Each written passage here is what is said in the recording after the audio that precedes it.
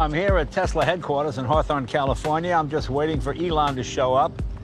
He's got something to surprise me. I don't know what it is, but this guy's always got something under his sleeve.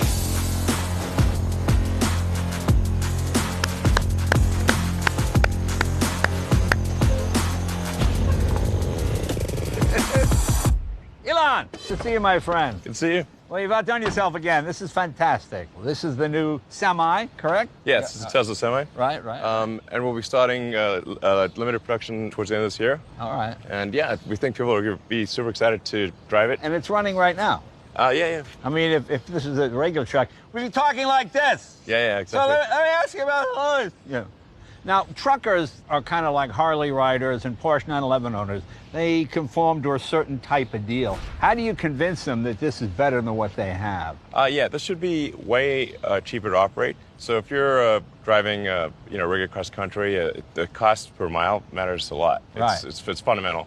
And the cost of electricity is much lower than the cost of diesel. Well, sure. For most truckers, the price of gas is the difference between making a profit and breaking even. We think the cost per mile will be probably less than half that of a diesel. Wow, okay. Yeah, so it's kind of a no-brainer on a cost per mile basis. Then just in terms of fun to drive, it's the size of a Semi, but it's got the acceleration of a sports car. Right.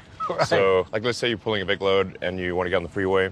You could be, 80,000 pounds max gross safely. So this can pull 80,000 pounds? Oh, yeah, absolutely. Wow. It can pull more than that, except that's the legal limit. Well, you've got some new members of the family here as well. I see some familiar faces. Yes. My S is in here. It's a top-selling luxury car in America. That's right. I think it still has the fastest 0 to 60 of any car ever tested by MotorTrend. That's why I bought it. Okay, then we go to this. The Model 3, that has the highest satisfaction ratings, I think, on Consumer Reports of any car, I don't know, maybe ever. I'm not sure, but it's like high 90s or something. There's the Model X. And I don't know any kid that doesn't go crazy that makes their parents buy this one because of the gull wing door. We call them Falcon wing doors because Falcon wing doors. Yeah, and they actually actuate on 2 hinges, so it can change the opening arc according to what obstacles are around it. And this is the Y. Nobody's seen this yet, correct? We have not yet started shipping the Model Y. Right, okay. So the Model Y is essentially the SUV version of the Model 3. If you prefer mid-size SUV, you'd want the Model Y. If you prefer a mid-size sedan, then the Model 3.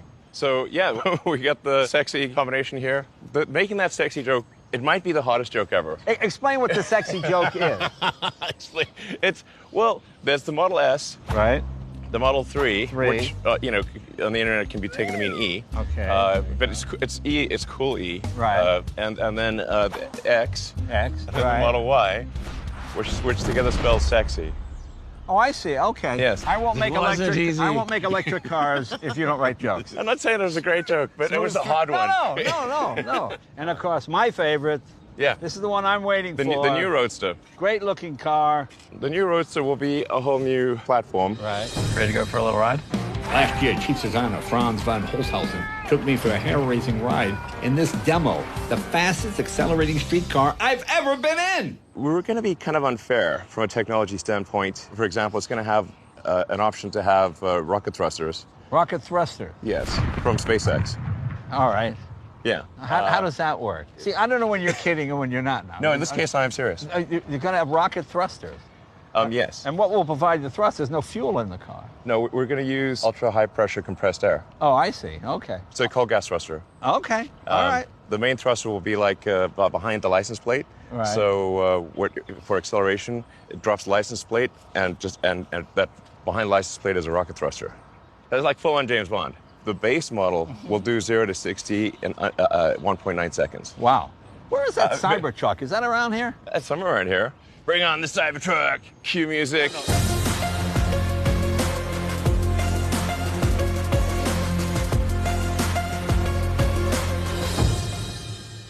You know, I saw it on TV, I saw it at the intro, but nothing strikes you until you see it in person.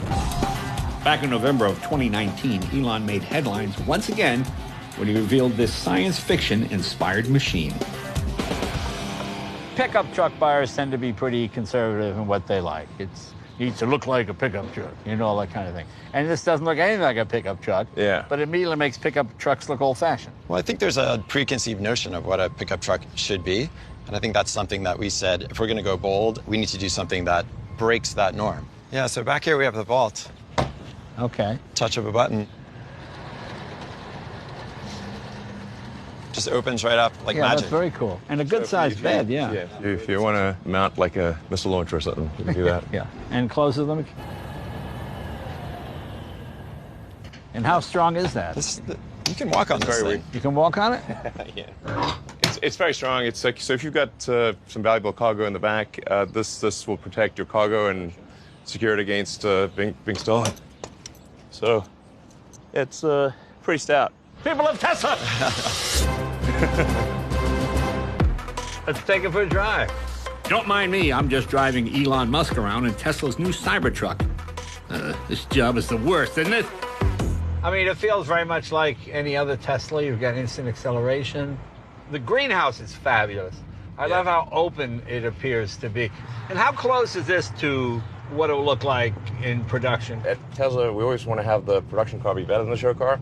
It always drove me crazy when manufacturers would come out with this cool-looking show car, and then the actual production car would be way worse. Right. And you're like, man, you got us all excited about this sweet-looking car, and then the production one's it's terrible. We won't do show cars that aren't real. So I think we got the proportions here pretty close. What would you change when it finally reaches production? What do you think you would do? We're 5% too big, and if we just take all the proportions and drop them by about 5%. Oh, you mean all the way around? Yeah, so it's got to fit in a normal garage. Right. Yeah. And there's lots of little details that people wouldn't necessarily pick up consciously, just improving visibility. Having the glass like this is actually quite hard because it's so sloped. Is that a special kind of glass? Is that different than normal windshield glass? We are going to be using effectively a form of armored glass for the car. And the door panels of the car are the 300 series stainless steel, and it's so tough that it's bulletproof to a handgun. And why is that important to you that it be bulletproof? I mean, it's badass and super cool. That's super cool. But see, I like that answer. It's a good answer. Do you want your truck to be bulletproof or not? Yeah, I guess I guess I want my truck to be bulletproof. Yeah, sure. Exactly. You know, you never know. When the apocalypse comes, you should be glad it's bulletproof. We want to be a leader in apocalypse technology. Exactly. There's your SpaceX headquarters right there. Yeah. Yeah, the Boring Company tunnel starts just there next to the SpaceX parking garage. Oh, is that right? How long is that tunnel? That's about 1.5 miles. Wow. The Boring Company is another one of Elon's innovative ideas. He envisions a tunnel system designed specifically for electric vehicles to help alleviate the overflow of traffic above the ground. I wonder, we might be able to take the Cybertruck through it? That would be kind of nuts. Do you want to do that? Can we take the Cybertruck through it? Well, maybe. All right, so this is the first time Cybertruck has ever been inside a Boring Company tunnel. We don't even know if it'll fit. We don't know. We're pushing the envelope. Let's see. How are we? I think you're looking good on this side. Okay, here we go. Going into the tunnel. Actually, it's going pretty good. There we go. Yeah. Wow, cool tunnel. What is that on the side? This is steel reinforced concrete. Oh, okay. Yeah. You can go faster. Yeah, we're in a tunnel under LA. Wow, it's very cool, isn't it? Yeah. You don't want to break down in here. Well, this is a test tunnel, so there'd be parallel tunnels for any kind of like production situation. So there'd be many tunnels, and then you'd have doors in between the tunnels, and you'd also have like alcoves and that kind of thing where people could exit or do whatever's needed. Wow, look how far that is. Just my luck, this is when the earthquake happened. Oh, actually, tunnels are safer than the ground in an earthquake. Tunnels are safer than the ground? They think of like earthquakes are like waves on the surface. Right. I see. And if let's say there's a hurricane, you'd rather be in a submarine than a ship. Well, that's true. Now, normally this would be on autopilot, so you wouldn't need to drive at all. So the idea being you drive your Tesla down, you put it on autopilot, and it would take you through the tunnel. Yeah. So this is the elevator. Oh, the elevator takes us up? Yeah. Oh, very cool. We get right to here, and just stop where? Right about here? Wow, we just barely fit. Here we go. Well, now we're taking the elevator. Hopefully we don't catch on anything on the way up. It's hilarious. Yeah. How crazy is this? And just go forward. Yeah.